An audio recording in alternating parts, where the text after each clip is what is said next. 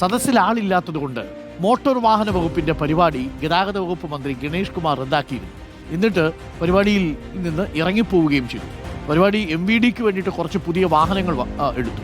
ആ വാഹനങ്ങൾ വാങ്ങിയിട്ട് അത് ഫ്ലാഗ് ഓഫ് ചെയ്യുന്ന പരിപാടിയാണ് പ്രേക്ഷകർ ഈ സ്ക്രീനിൽ കാണുന്നത്. ഇന്നലെ നമ്മൾ ഇതിൻ്റെ ദൃശ്യങ്ങൾ കൊടുത്തതാണ്. ഇങ്ങനെ വാഹനങ്ങൾ നിരനിരയായിട്ടിട്ടിരുന്നു. ഇതായിരുന്നില്ല യഥാർത്ഥത്തിൽ KB ഗണേഷ് കുമാറിൻ്റെ ഐഡിയ. അപ്പോൾ വാഹനങ്ങൾ ഇങ്ങനെ നിരത്തിയിട്ടിട്ട് ഒരുപാട് MVD ഉദ്യോഗസ്ഥരെ പ്രതീക്ഷിച്ചു. ആ വേദി ഒരിക്കൽ കൂടി കാണാം. വേദിയിൽ ആളുണ്ട്, പക്ഷേ സദസ്സിൽ ആളുണ്ടായിരുന്നില്ല. കഷ്ടിച്ച് 10-20 പേര് മാത്രമാണ് അവിടെ ഉണ്ടായിരുന്നത്. ഒടുവിൽ KB ഗണേഷ് കുമാറിന് കലിപ്പായി. കൂടെ ഉണ്ടായിരുന്ന VK പ്രശാന്തിനോട് കൂടിയൊക്കെ ചോദിച്ചിട്ട് ഞാൻ ഈ പരിപാടി ക്യാൻസൽ ചെയ്യുകയാണ് എന്ന് പറഞ്ഞു. അതിനുശേഷം KB ഗണേഷ് കുമാർ വളരെ രൂക്ഷമായിട്ടാണ് പ്രതികരിച്ചത്. MVDക്ക് വേണ്ടിയിട്ട് വാങ്ങിച്ച വാഹനം ഏറ്റുവാങ്ങാൻ MVD ഉദ്യോഗസ്ഥർ പോലും പരിപാടിയിൽ പങ്കെടുക്കാതിരുന്നു എന്നതാണ് അതിലെ ഒരു പ്രധാനപ്പെട്ട കാര്യം. ഇത് ഗൗരവത്തിലെടുത്തിട്ടുണ്ട് മന്ത്രി. നമുക്ക് ആ സദസ്സൊന്ന് കാണിച്ചു കഴിഞ്ഞാൽ സദസ്സിലെ ആളില്ല കസേരകൾ കാണാം. ഈ ഇത്രയും വാഹനങ്ങൾ MVDയുടെ ഇത്രയും വാഹനങ്ങൾ അവിടെ ഫ്ലാഗ് ഓഫ് ചെയ്യുന്ന ഒരു ചടങ്ങിൽ MVD ഉദ്യോഗസ്ഥർ മിനിമം പങ്കെടുക്കേണ്ടതല്ലേ? അതല്ലേ അതിൻ്റെ ഒരു മര്യാദ.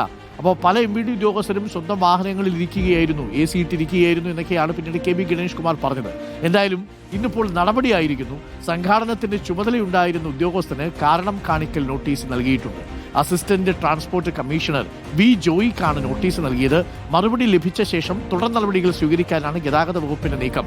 ഹരിമോഹനുണ്ട് കൂടുതൽ വിവരങ്ങളുമായി. Harimohan, very good morning. ഇന്നലെ വല്ലാതെ ഒരു വിചിത്രമായ സംഭവമായിട്ടത് മാറി.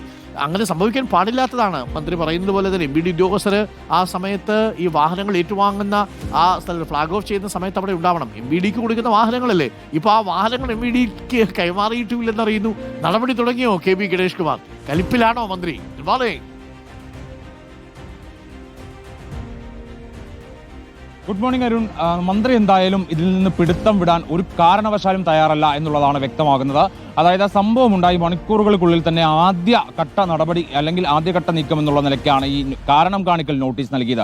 അത് വെറും തുടക്കം മാത്രമാണ് എന്നുള്ളതാണ് അറിയാൻ കഴിഞ്ഞത്. അതായത് ഈ പരിപാടിയുടെ സംഘാടന ചുമതലയുണ്ടായിരുന്ന അസിസ്റ്റന്റ് ട്രാൻസ്പോർട്ട് കമ്മീഷണർ വി ജോയിക്കാണ് ഇപ്പോൾ ഗതാഗത വകുപ്പിന്റെ ഭാഗത്ത് നിന്ന് കാരണം കാണിക്കൽ നോട്ടീസ് ലഭിച്ചിരിക്കുന്നത്. ആ നോട്ടീസിന് മറുപടി കൊടുക്കുക, ആ മറുപടി വായിച്ച ശേഷം അത് തൃപ്തികരമാണോ അല്ലയോ എന്നുള്ള നിലയ്ക്കാണ് സാധാരണ ഒരു നോട്ടീസിന്റെ മറുപടി ലഭിച്ചാൽ പരിശോധിക്കുക. പക്ഷേ ഈ കാര്യത്തിൽ ആ നോട്ടീസിന് മറുപടി ലഭിച്ച ശേഷം തുടർ നടപടി എന്ന് ഉറപ്പിച്ചു പറയുകയാണ് മന്ത്രിയുടെ ഓഫീസ് എന്നുള്ളതാണ് അതിനകത്ത് ഏറ്റവും പ്രധാനപ്പെട്ട കാര്യം. അതായത് മന്ത്രി അത്രത്തോളം ഇന്നലെ അസ്വസ്ഥനായിരുന്നു. ആ പരിപാടി താൻ ഉദ്ദേശിച്ച രീതിയിൽ നടന്നില്ല.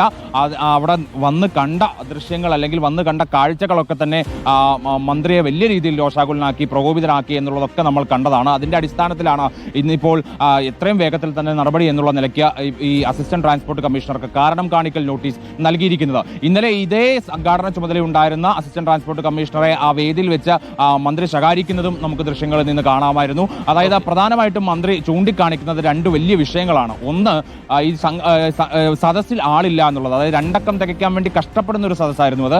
രണ്ടാമത്തേത്, ആ വാഹനങ്ങൾ ഈ വേദിയിൽ നിന്നും സദസ്സിൽ നിന്നും ഒരുപാട് ദൂരെ കൊണ്ടുപോയി പാർക്ക് ചെയ്തിരിക്കുകയാണ്. മന്ത്രിക്ക് കാണാൻ കൂടി കഴിഞ്ഞില്ല ആ വാഹനങ്ങൾ എന്നുള്ളതാണ്. ഈ ടൈൽസ് പൊട്ടും എന്നുള്ള കാരണമാണ് ആ വാഹനം കയറ്റിയിട്ടാൽ പ്രശ്നമായിട്ട് ഇവർ പറയുന്നത്. അപ്പോൾ ഇത് രണ്ടും മന്ത്രിയെ പ്രകോപിതനാക്കിയത് നമുക്ക് അത്ഭുതമൊന്നുമില്ല.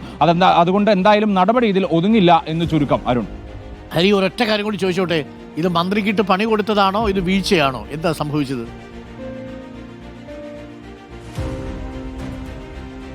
അത് വീഴ്ചയാണ് എന്നുള്ളതാണ് അതിനകത്ത് ചൂണ്ടിക്കാണിക്കാൻ കഴിയുന്ന ഒരു പ്രധാന കാര്യം. കാരണം നേരത്തെ മുൻകൂട്ടി നിശ്ചയിച്ചിരുന്ന ഒരു പരിപാടിയാണ്. സാധാരണ ഇത്തരത്തിൽ പരിപാടികൾക്ക് ഈ വകുപ്പിൽ നിന്നുള്ള ഉദ്യോഗസ്ഥരൊക്കെ ഉണ്ടായിരുന്നത്. പക്ഷേ ഇതൊരു വലിയ പരിപാടിയായിട്ട് മന്ത്രി നേരത്തെ തന്നെ വിഭാവനം ചെയ്തിരുന്നു എന്നുള്ളതാണ്. അത് ഉദ്യോഗസ്ഥർ ഉൾക്കൊണ്ടില്ല എന്നുള്ളതാണ് വാസ്തവം. അതുകൊണ്ടാണ് മന്ത്രിയുടെ പാർട്ടിയിലെ പ്രവർത്തകർ പരിപാടിയായിട്ട് കണ്ടില്ല. മാത്രമല്ല അതിലെ ഈ സാങ്കേതിക പ്രശ്നങ്ങൾ ഉദ്യോഗസ്ഥർ നേരിട്ട് മനസ്സിലാക്കിയിട്ടുണ്ടാവില്ല. Thank you Hari.